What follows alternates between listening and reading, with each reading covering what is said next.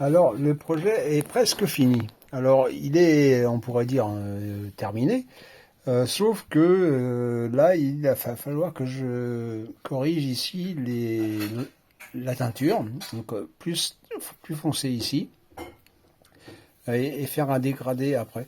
Donc là, je l'ai fait pour l'instant un premier jet, sauf que le cuir ici était plus perméable, donc ça a plus foncé, plus que ce que je voulais.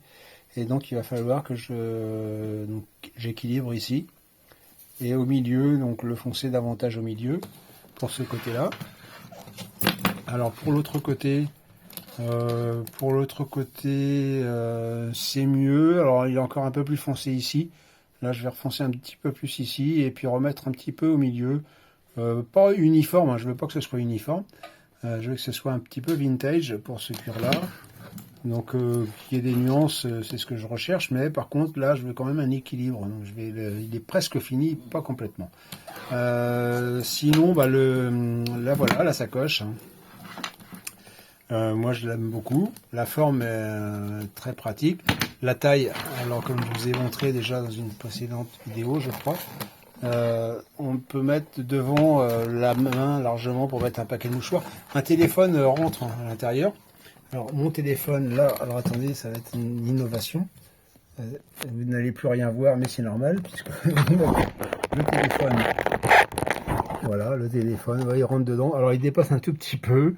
Même pas un centimètre ici, mais à vrai dire le téléphone il va dans cette poche principale là. C'est pas la peine, hein, j'ai mis mon téléphone dedans. Donc c'est du direct, hein.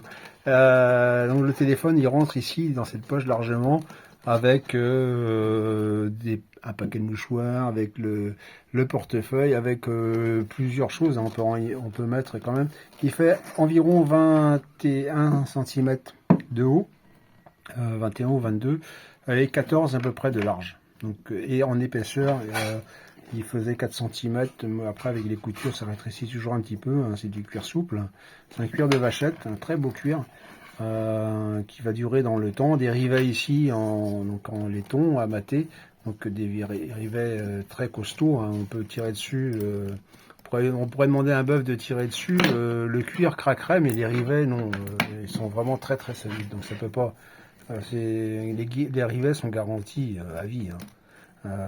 Autant le cuir peut-être pas, mais les rivets c'est sûr qu'ils bougeront pas.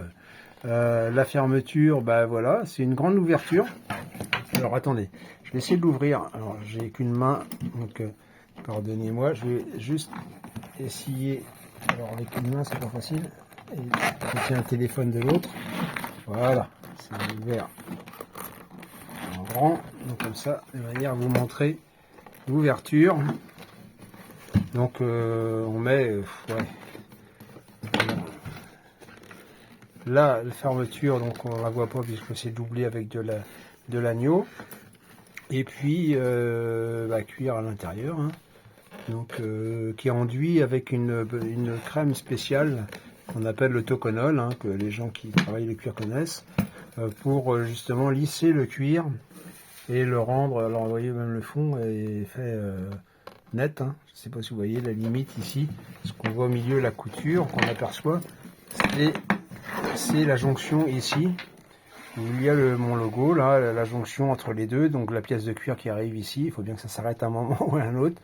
Il y a une couture obligatoirement, donc moi j'ai choisi d'utiliser mon logo pour mettre dessus. Mais voilà, donc je suis très content du modèle, même s'il n'est pas entièrement fini, je vous dis, pour ce qui concerne la finition, la coloration de la teinture du cuir. Merci et à la prochaine.